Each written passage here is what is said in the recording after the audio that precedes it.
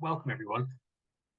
This is a new format for ON and a new job for me, so be patient.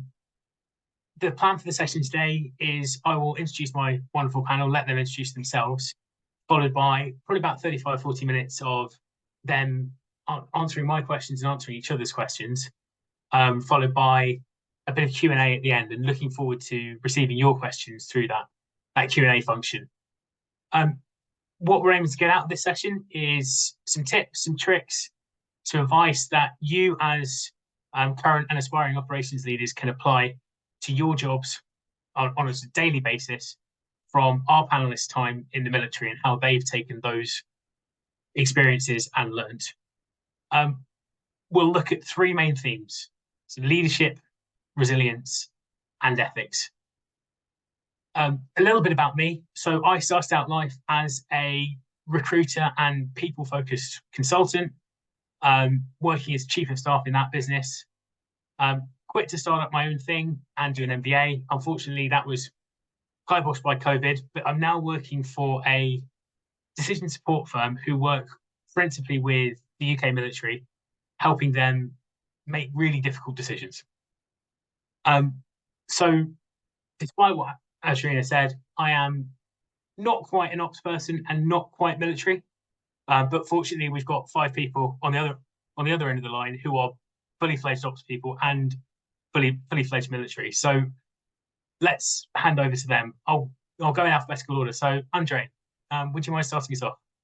Yes, hi, thank you. Thank you, Chris, and thank you for having me. So I'm Andre. I've been in the Portuguese Navy for 19 years. I left last October, and half of those years I spent it aboard our ships in what could be called as a challenging operational environment. So in a way, half of my career was in the operational environment and let's say the stressful part of it. So for the last 6 months, I've been working in the Maritime Operational Support section with NATO Support and Procurement Agency. And for the time being, I'm working with the team, providing our partners' ships, so to the member states' ships, support while they are performing their missions abroad. So whenever they go into a port visit, we provide the support needed. Brilliant, thank you. Ben. Hi, Chris. Hi, everyone. My name's Ben. I did 20 years with the British Army. I left about 3 years ago and made a giant leap across into climate tech. And I'm now the Chief Operations Officer of a company called Undo, which does large-scale carbon dioxide removal. Paul? Hi, I'm Paul. I started my career in the British Army as an infantry officer, and then I joined Deliveroo as an early employee and helped to scale that company about 500 times in 5 years. And 5 years ago now, I went freelance. I'm now a mentor to startup founders and operators, and I'm a digital nomad mainly based in Antigua in the West Indies. Great. Rory?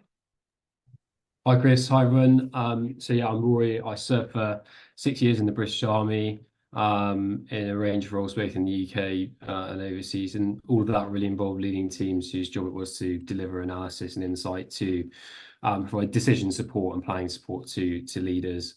I left in 2021, joined Senson, a UK headquartered business that provides AI-powered defensive security, cybersecurity software. And I was initially in an IC role there with sort of a focus on go-to-market operations. And I then moved into the head of operations role with my team covering in broad terms, what you call revenue operations, as well as aspects of business operations as well. And thanks so much for the ON team for inviting me to contribute and organising it as well. And Zoe.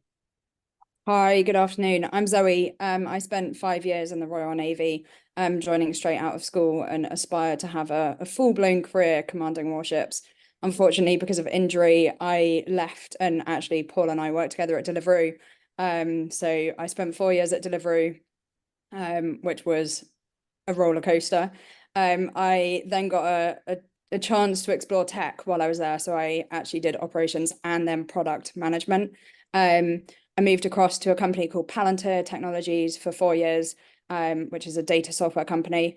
And then in January, I went from that, which was 3,000 people, to a 4-person startup. So I now lead the operations function at a fund looking to make investments through secondary transactions. Well, I think that could be a topic for a discussion in itself, going from huge to tiny. But let's stick to military stuff for now. Wants to cover resilience first. So the military is built to operate in really unpleasant places, really difficult conditions, and with people taking shots at you. What can we learn from that sort of experience about building resilient cultures within an operations function? Can I start with you, Ben? Yeah, sure. I think the couple of things that fall out, and the first is about starting with purpose. You can build resilient teams, extremely resilient teams, when there's alignment and understanding about why it is that you're delivering whatever it is. And that's as applicable in the commercial world as it is, and particularly in startup life, as it is in the military. And then the other one, which I think is more challenging in a commercial world, is allowing people space to fail, because it's inevitable. And again, come back to startup world, it's inevitable that you are going to fail, but how do you do it in a way that, in the military, no one gets hurt, or in a commercial sense that you don't crash the business? And I think that those two things have been really key as I've transitioned out into the civilian environment. Is there a particular way that you've gone about that, giving people room to fail, to learn? Yeah, and it's, in a military environment, you have a very structured training environment. You have extremely quick feedback loops. On a daily basis, you'll go and train, and then you'll have an external body, provide that feedback to you. You'll go and do it again, and then again, and probably again. In the commercial environment, we've achieved something similar in piloting, but you have to set the pilot at the right scale, and then make sure that you have those feedback loops, so that when it does go wrong, you only let it go wrong once, you learn the lesson, and then you adjust your operational processes to go forward. And that's been quite powerful. But it is a mindset shift of accepting that, sometimes those pilots are going to go wrong, and that has to be acceptable. Yeah, absolutely. And it kind of brings us on to that acceptance of risk, which is really important. It's really important both in startup life and in the military. I wonder, Rory, can I bring you in on this? Just how we sort of make those calculations, and whether there are things you've learned from your time in the military that have informed what you've done since. Yeah, sure. So I think if we're talking about calculating risk, identifying and managing risk, the military thinks about missions and objectives and planning solutions to achieve them through a number of quite standard for them analytical and problem-solving frameworks that every leader is taught and every leader uses consistently within their sort of day-to-day business and on operations. That takes them from the point where they get asked to do something to, great, I've got a fully workable plan to achieve this. But also, most importantly, a standard part of that process is the identification, consideration, and planning for risk. There is a specific step where it's like, okay, let's look at the context in which I'm operating and examine the factors that are present there. Be that, obviously in a military environment, that can involve things like the physical environment that you're operating in. But in the commercial world, it could be anything from, the competition, the market, your internal capabilities, the time you've got at your disposal. But I think what is useful about that is thinking very deliberately through those factors and the risks that each of those pose to, your ability to achieve an objective.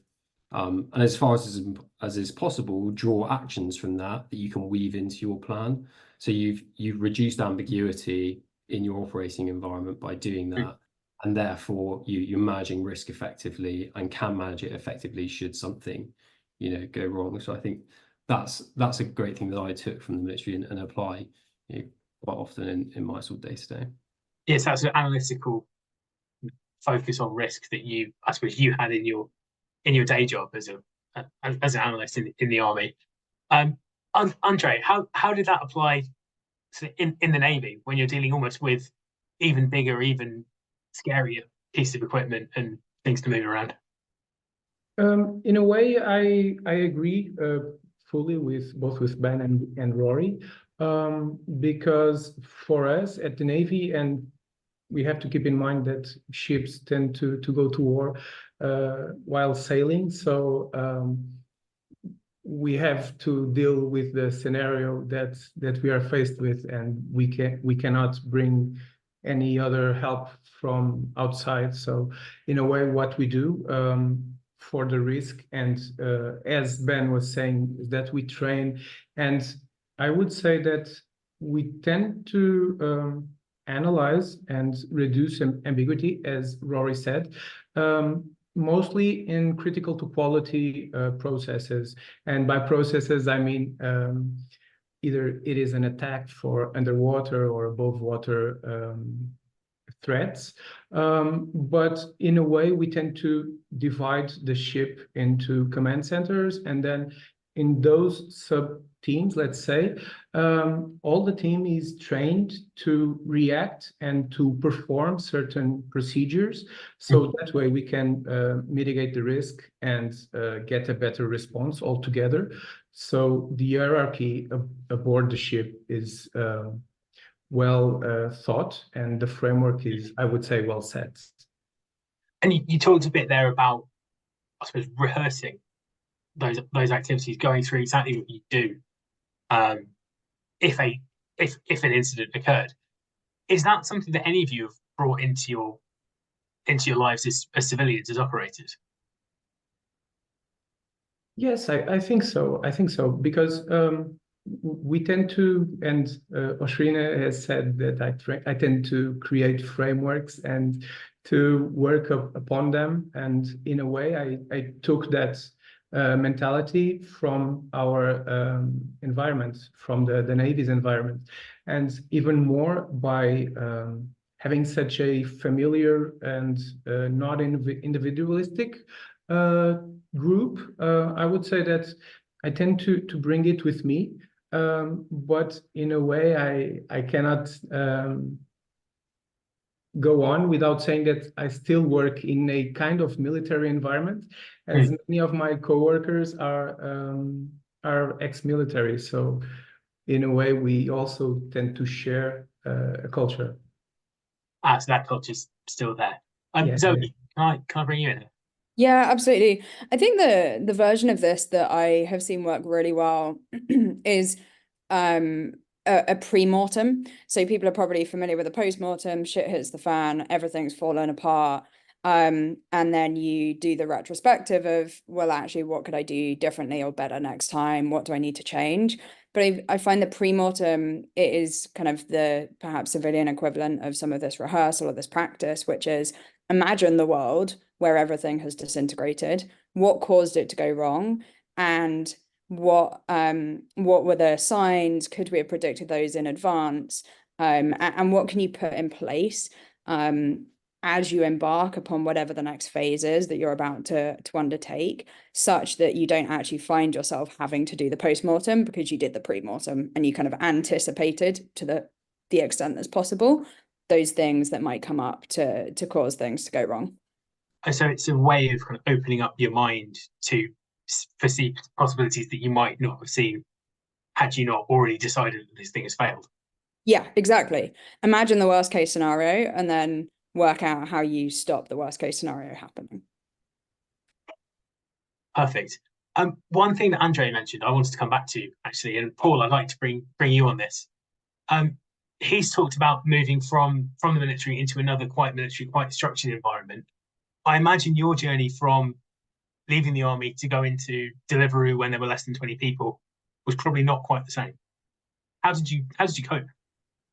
I mean, it was difficult. It was a steep learning curve for me, getting used to being in that very unstructured environment. But I think by communicating it in the right way, I was able to bring some of my military experience and training to bear, and building on what the other panelists have been discussing with regard to planning and risk management, one thing that I initially had trouble communicating was the reason why we spend so much time in the military planning. Because in fact, one of the adages that we use in the military is no plan survives first contact with the enemy, which begs the question, so why spend so much time planning? And the reason is because in the process of planning, it's the process that's more important than the outcome. In the process of planning, you identify so many risks and opportunities which you wouldn't if you didn't go through that rigorous process. So that exercise is really, really useful in helping you to be reactive later, because you may consider 10 different courses of action and you pick number 3, and that's the strategy you decide to pursue to achieve your vision in a startup context. Inevitably, something will go wrong. And if it goes wrong, if the circumstances change, then you can pivot and you can draw on aspects from plan 2 or plan 7, depending on what's changed, and quickly deploy a new version of the plan, which is more likely to succeed. If you don't go through that planning process, then you find yourself scrabbling to try and find solutions to problems which you could have preempted. So I think that's the real value in it. And once I was able to communicate the effectiveness of that to the leadership when I came in and to a very early stage Deliveroo, they saw the value in it, and we adopted that mindset in the operations function, and it became really valuable. And so open question to the group here. Startup life in operations is, a fire a minute to put out.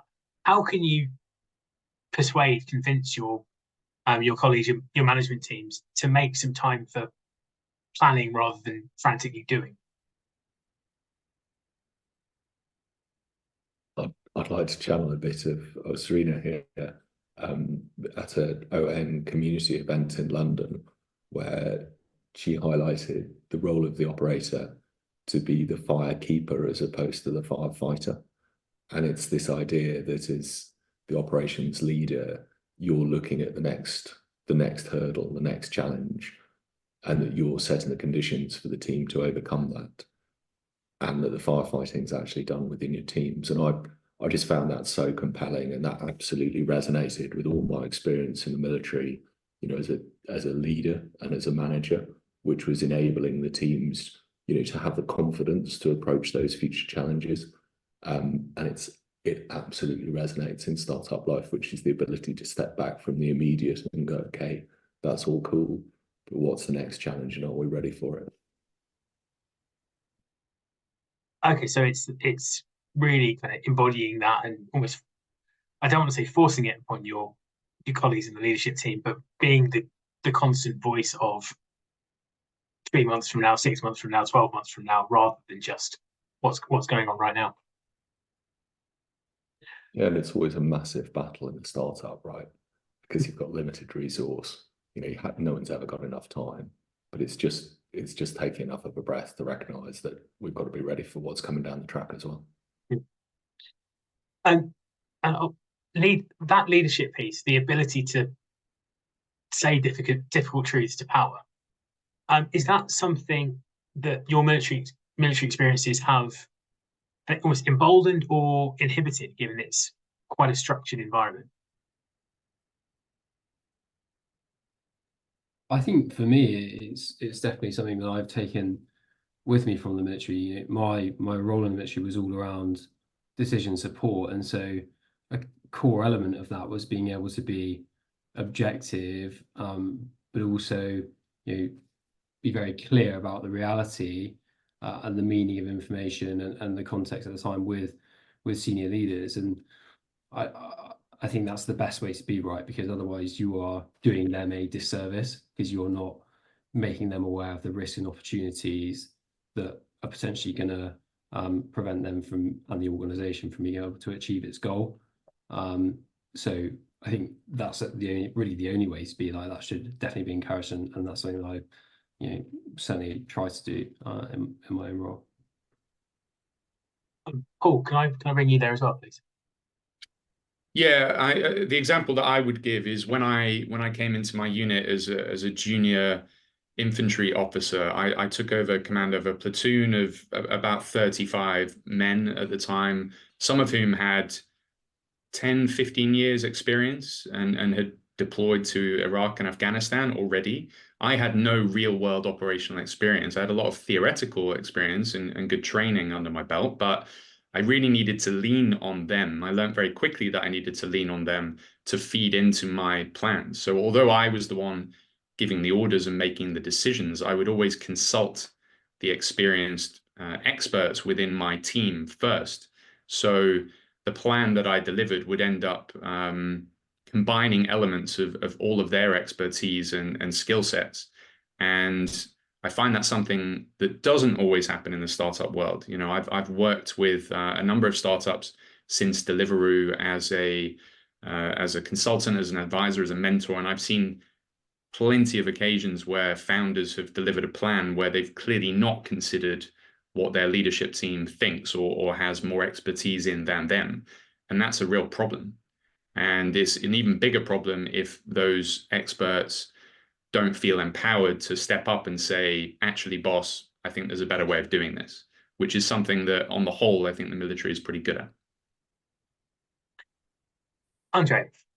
Yeah, and I was both hearing Rory and Paul, and I could really relate because, in a way, and being aboard of a ship with 120 or 200 men and women, you tend to focus with the informal group leaders, and it doesn't have to be the officer or the highest ranked person aboard. And in a way, we are not taught as junior officers to spot them out. And you can see that throughout probably the military and the civilian jobs, that no one teaches you to do or to be what you are meant to be. And the transitioning from a cadet or a midshipman into a lieutenant or a junior lieutenant, you really have to keep it structured and, as Rory said, stick to the point and plan. And in a way, and I could resonate with what Rory was saying, and about the planning, regarding the planning, in a way, I always used it as a way to explain to my team that by planning, I was providing them the stability, and the stability would then provide them a better and calmer environment to work and to develop themselves upon. Okay, so it's identifying those people who could be key contributors for you. Yeah, whether that's in a military or an operational environment, and then making sure you manage those relationships appropriately. Zoe, can I bring you in here? You've probably got quite an interesting experience of working in a challenging environment, managing a lot of people. Yeah, absolutely. I think the biggest thing that I took away from my time at the military was the importance of knowing the people that you work with and the team. I was the only woman on a ship of 40 for about 6 months. And that puts you in a position where you have to make a decision. Okay, who am I? And how do these people think about me? And how do they interact with me? And how do I want them to do that? And how do I do that in a way that best makes sure that both I and the ship are successful? And this is going to be so different for everyone, but it's come to bear for me in every single role that I've gone into is I have to be really clear in myself about the role that I'm in and who the people are around me and how I can best leverage them, and really focus on building those trusting relationships, but setting the right boundaries. And that's particularly apparent in startups, especially very, very small ones, where it's like being in a family. You spend every day in the same 7x5.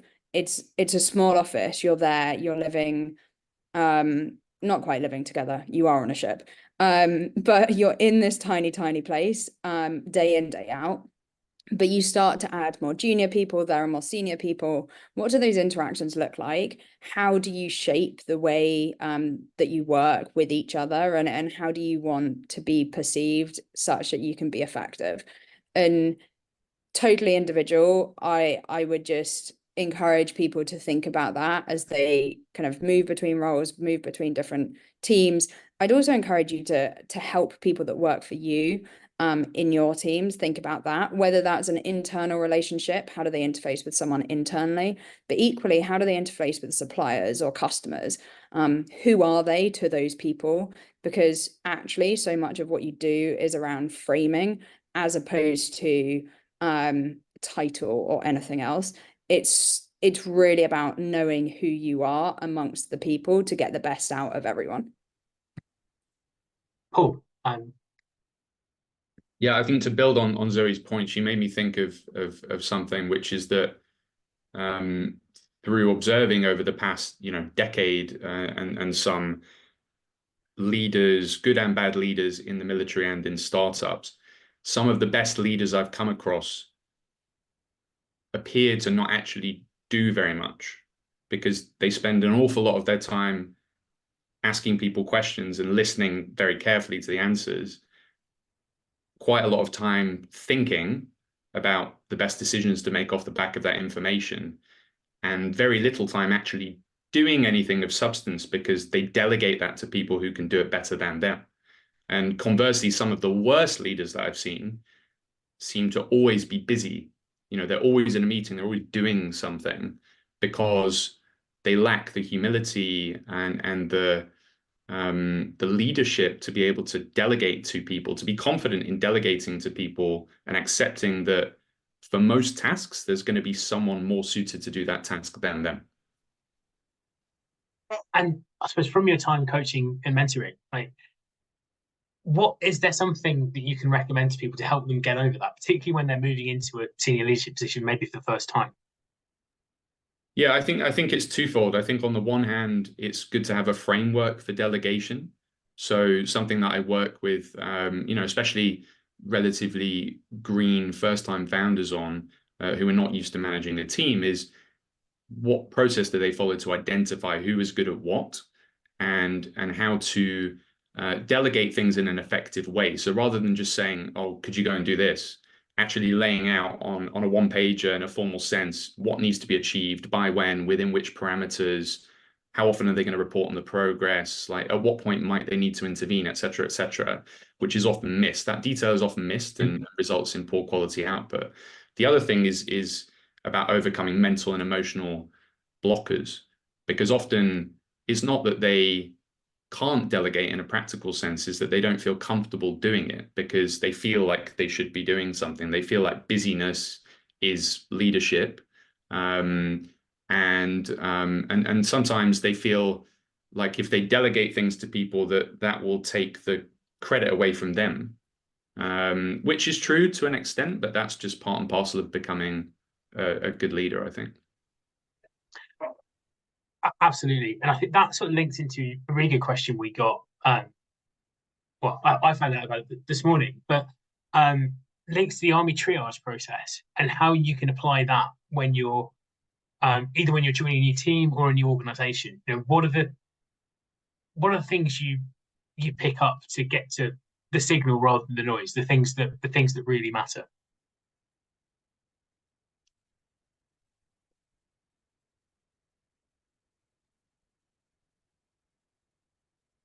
Clearly a very difficult question, so thank you to whoever asked that originally. Ben, I see you come off mute, so you're volunteering. I think it's a super interesting question, right? And it slightly goes against this idea that, as a leader, perhaps it's sufficient to be able to lead and harness those who are working for you. Because I think actually one of the attributes of a great leader is someone who has the experience and expertise in their sector to be able to make that determination. And it's super interesting as I think back to, my previous career, as I went through, I developed the expertise to be able to say, no, focus on that, because that's a critical signal and everything else is just chaff. it's a skill that I've had to relearn in a whole different context as I've switched industries. And perhaps, for the context of this discussion, that's the key, which is how do you build expertise in a new field quickly enough that you can perform that function for your team. And hey, I don't have any answers for that, but there's something around asking smart questions and learning as quickly as you can, I guess. And I think it's something that she does quite well. It has its drawbacks, but the way officers are posted, you change your job, you change your regiment pretty regularly. Normally every 2 years or so, to go and experience something completely different on the journey to making yourself a more rounded officer. Is there something that kind of the corporate world, the startup world could take from that, and in terms of training their future leaders to be perhaps better rounded than someone who's just spent their whole time in one discipline?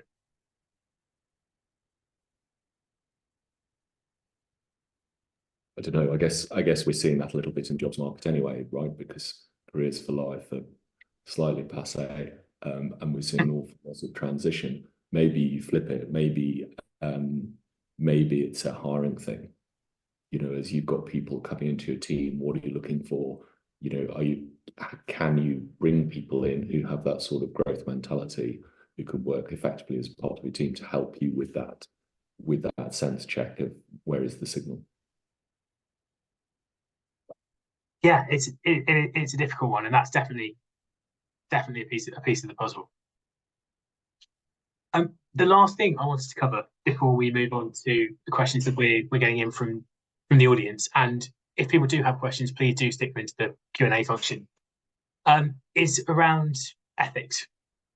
It's a bit of a tricky issue. I mean, in the military, you're often potentially placed in situations, and certainly have to plan for situations where you're not necessarily able to make a good choice. You're only able to select the least bad alternative. And I think in times that have been difficult for startups over the last few years, I would imagine a lot of startup leaders have been placed in the same situation. So is there anything you can take from military training, military experiences that we can teach startup leaders on how to deal with these situations where there's no easy answer?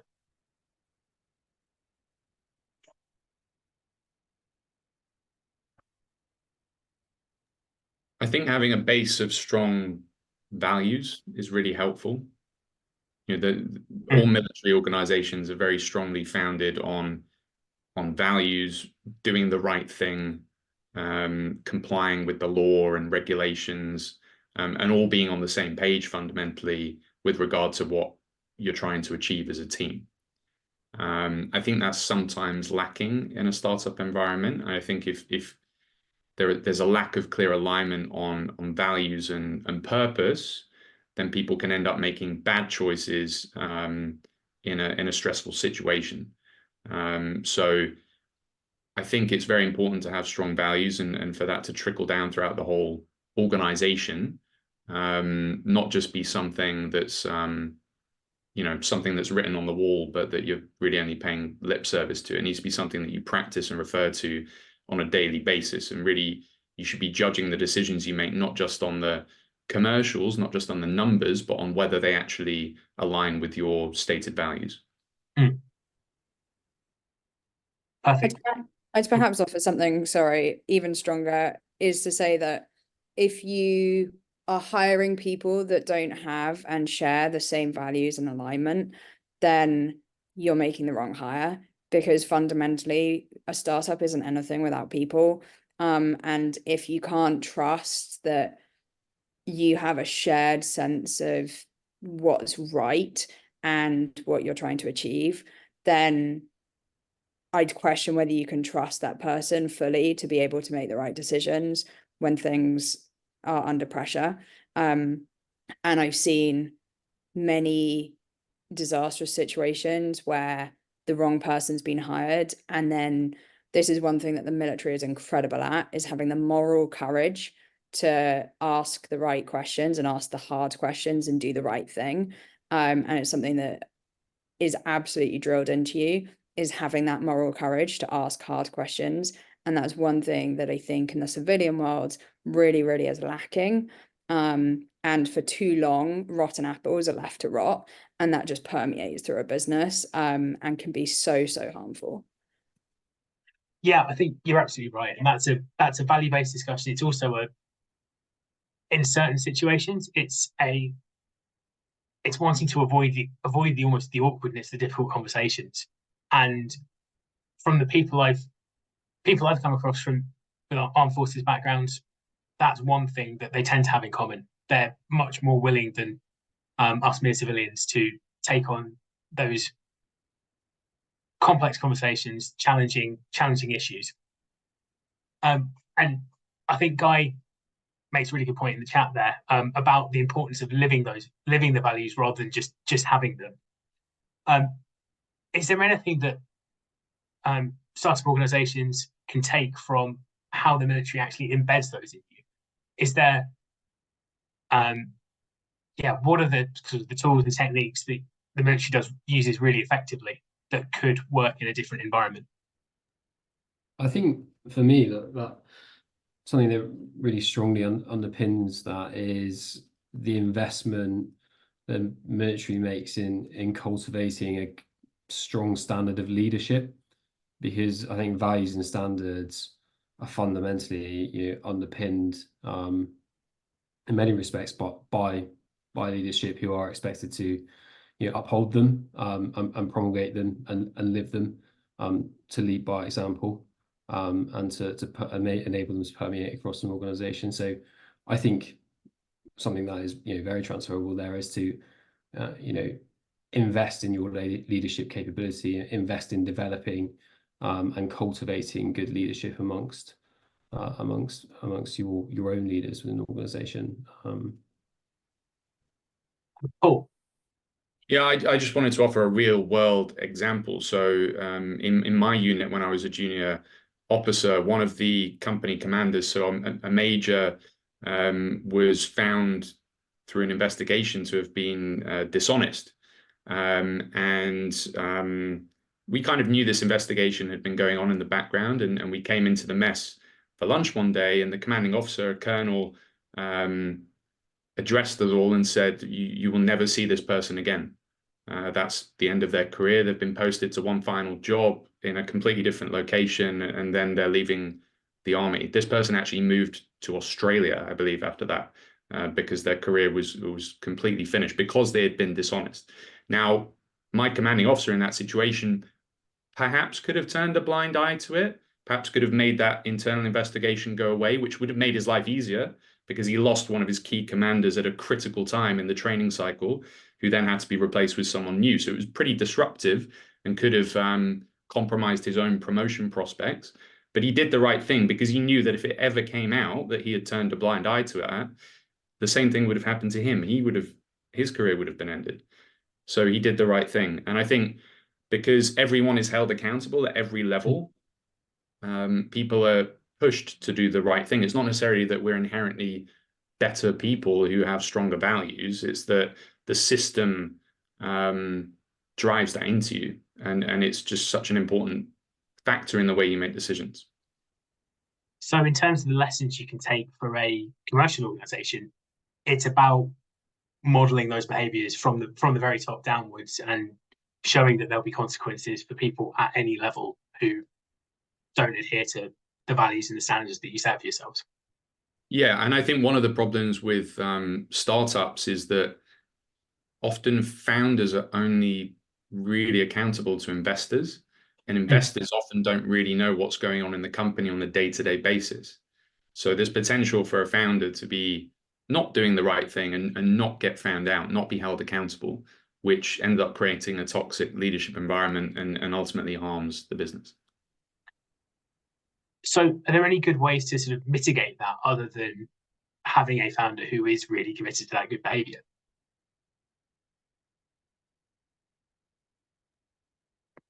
It's a good Sorry. I was going to say, I think it's really healthy in startups that I've worked in, where there is an openness to have healthy, conflicting, like intellectual discussion and debate, and be open to challenging people intellectually. The place I work at the moment, you could walk into it and think that we all absolutely hated each other. There's a lot of back and forth around, no, this is fundamentally right, and a lot of strong opinions weakly held, where the best idea wins. And outside of work and outside of that debate and discussion, we're very, very good friends, but you have to be able to put that aside to challenge each other. Ultimately, it weirdly comes back to values, comes back to, do you all want to achieve the same thing? Therefore, you will have the challenging, hard discussions and conversation in order to reach the outcome. So it's having that confidence that the other person is coming from the same, aiming at the same endpoint as you, just has a different view on how to get there, and you're thrashing it out to work out what the best way forward is. Perfect. Andre. Yeah, I was just hearing both Paul and Zoe, and I was thinking that maybe to help whoever is watching and to take that into their daily activities, maybe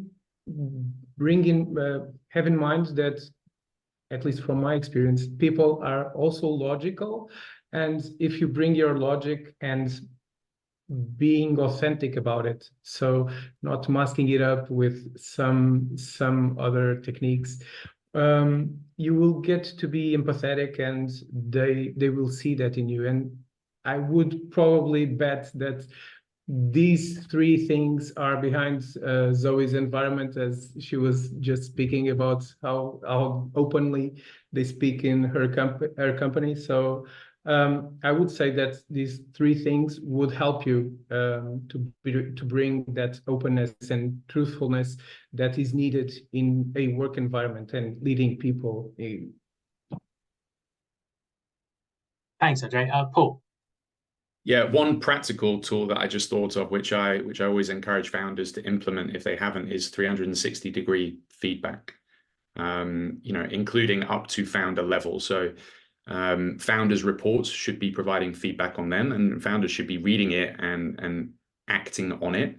That is so often not done. Either the founder level is just not really included in the feedback process, or worse, it's an early stage scrappy startup and there's no feedback process whatsoever. And that's a massive missed opportunity. Perfect. I've got one more question, which is about your transition from military life to civilian life, and what the biggest challenge was that you faced. What surprised you about going into the corporate world, the commercial world, most? I think for me, it was I was surprised when I came into Deliveroo, albeit I was employee 15-ish, so it was a young startup, but there were leaders in the startup who'd been in they were further on in their career than me. They had perhaps 15 years of career experience, and I had 4. But I had more real world leadership and management experience than almost anyone, because of the training process and because of being exposed to a high level of responsibility very early on in my army officer role. Yeah, cool. So, can you expand on that? So when you're freshly graduated out of Sandhurst, the Army Officer Training School, how many people are you leading at that point? my first job, I was in command of a platoon of 35 people. So it's a pretty large team to be managing as your very first job, having only theoretically learned how to lead people up until that point, which is why it's so important to lean on the experienced members of the team. And there's plenty of startup founders and startup executives who come to be a founder or a startup executive and have never led a team of that size. Our founder at Deliveroo, he was an investment analyst and a hedge fund manager before Deliveroo, so he basically never led a team at all. And he's grown. There were teething pains for sure, and I'm sure he could have developed quicker, but he's grown from that to now being the CEO of a public company with, you know, well over 1,000 employees, and that's a tough learning curve. So giving people support to develop as leaders and identifying and promoting people based on leadership potential, not just on individual contributor performance, I think is really important. There's a lot of people who are promoted in the tech world because they're a good salesperson or a good coder. It doesn't necessarily mean they're going to be a good manager. So having the framework in place to spot potential leaders, potential managers is really important. Absolutely. I want to hop to Juliet's question in the chat, actually. Going back to our kind of conversation about moral courage. What are things we can do to incentivize that in the business world? Are there, particularly as they get bigger, there are a lot of challenges around keeping that consistent across the whole enterprise. What can we do to help embed that? So I think this is a scale-up challenge, because I think, you know, at a startup, you know, when you're a small startup, it's maybe easier to keep that shared ethical framework, because it's a bit like a family, right? There's only a small number of you. You know, you can probably call it out over a desk in that relatively small space that you're working in. But it's the growth that becomes a problem, because as you make that jump from 10 to 30, you know, how do you align? And I, you know, absolutely echo what Paul said about have a small number of values clearly articulated, and what Zoe said against hire against them. And then I think the macro point then is to Rory's, which is you have to provide manager training at the point at which your organization tips over a certain level. You have to be really explicit about what it means to be a manager in that organization. The reason why it works in the military is because in an army of whatever it is today, 72,000, you have to be super prescriptive about what it means to be a leader and a manager in that context. And weirdly, the requirement to do that happens earlier in the life of the company than I suspect everyone anticipates. Now, it doesn't have to be year-long, you know, management courses as they do in the military, but it could be a monthly roundup led by your HR or your ops team or whoever it is, which is just, hey guys, you're part of this company. These are our values. This is what great management looks like. So, you know, this is how you can be great managers. And then, you know, 360-degree reporting and performance reviews all form a part of that. But I think the tipping point happens earlier in the life cycle of the company than many of us appreciate. Certainly caught me out. Yeah, it's a huge challenge. Paul, sorry. This is not intended as a pitch, because obviously I am a mentor, I'm a coach, but I really think it's important for founders to have a coach or a mentor, an advisor, someone who's independent, who doesn't have skin in the game. So not an investor, not someone who's an employee of the company, someone who can come in and completely frankly tell them when they're being an idiot, or when they're being mean to someone, or when they're doing the wrong thing. Because a lot of founders don't have that check and balance. So it's easy for them to believe that they're doing the right thing for the company, but not actually be doing the right thing for the company. And I know that because I've coached and mentored so many operators who, upon talking to them, it's very apparent that their founders lack self-awareness in certain areas, and that is causing issues with the way that the company is led. And it happens at every level. And it doesn't mean that the founder's a bad person, but in the army, you always have someone 1 or 2 or 3 levels above you feeding back on your performance. And with founders, especially in the tech world, that's just often completely lacking.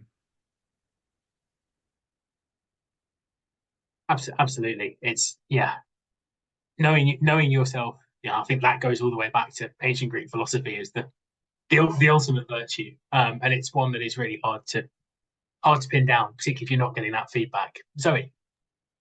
I'll just posit kind of a suggestion for kind of operators as well, because you may not be in a position to force your founder to go get a mentor, although I think it's a great suggestion. But I think 2 pieces for me. One is actions speak louder than words. And so I say that in 2 ways. One is inviting people to kind of challenge you and allow yourself to show that vulnerability to be challenged and to say, actually, no, I'm wrong. Allows people to feel more comfortable both to challenge you, but also then to see you kind of challenging them as well. And And then I think the other way that you can do this in a slightly more systematic, scaled way is through things like retrospectives, which are less focused necessarily on like output, but more on process and ways of working and how you interact with people. Perfect, thank you. I think we've got time for one more question. So we've talked a lot about things that you can bring from the military.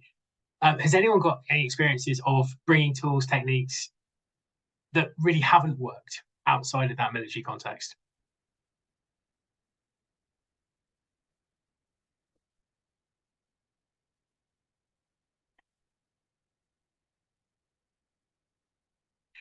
Interesting.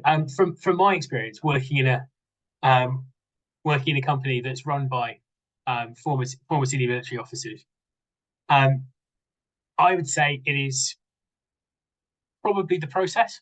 I think we talked about bringing that level of rigor to decision making, to making sure things were operationally functional. But in the company I work at the moment, we are sometimes smothered by process, by our version of doctrine in areas where it isn't perhaps always necessary. I won't ask you all to spill the beans. Like we mentioned in the chat, I think there are a lot of wry smiles there, perhaps not willingness to admit everything. But go on, Zoe. I'll offer that there is a time and a place for this, but I would say that shouting at people, which probably happens more frequently in the military than in other walks of life, is not necessarily the most successful tactic. Although, if you need to get people moving quickly, it does sometimes work. Fantastic. Look, guys, thank you so much for spending the last hour offering your views on all things related to military ops. Can I ask just the one key takeaway that you'd like our participants to learn from this session? And we'll go reverse alphabetical order this time. So, Zoe. Big one for me is know your people. Perfect. Rory? For me, it's optimize for success by understanding and planning for ambiguity. Paul? Do the right thing even when no one's looking. Ben? Yeah, links model the behaviors you expect of your teams. And Andre? I would say to create the stable environment so people can develop the best they can. Fantastic. And I managed to get backwards alphabetical order right, which I'm very impressed with myself about.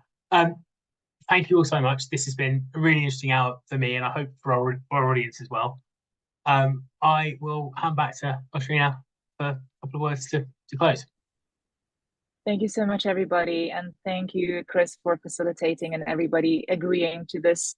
I think today was an experiment, and I think it was a very successful experiment for people to understand that, like military or any other area is not that different. And I think, what you said, Zoe,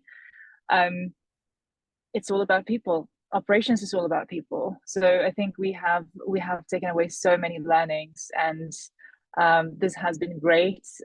Really appreciate everybody participating, and can't wait to hear and learn from everybody else in the community who have gone on probably slightly different journeys. So thank you so much for your openness. If there's anything that you want to share that you couldn't share in this session, we are going to be doing anonymously. We're going to be doing a follow-up email to everybody who participated. So feel free to just contact us if there are any learnings that are more private. If not, absolutely fine. Great to have everybody here. Thanks so much for attending, and see you next time. Thanks for having me. Thank you. Thank you, everyone. Thanks all. Bye.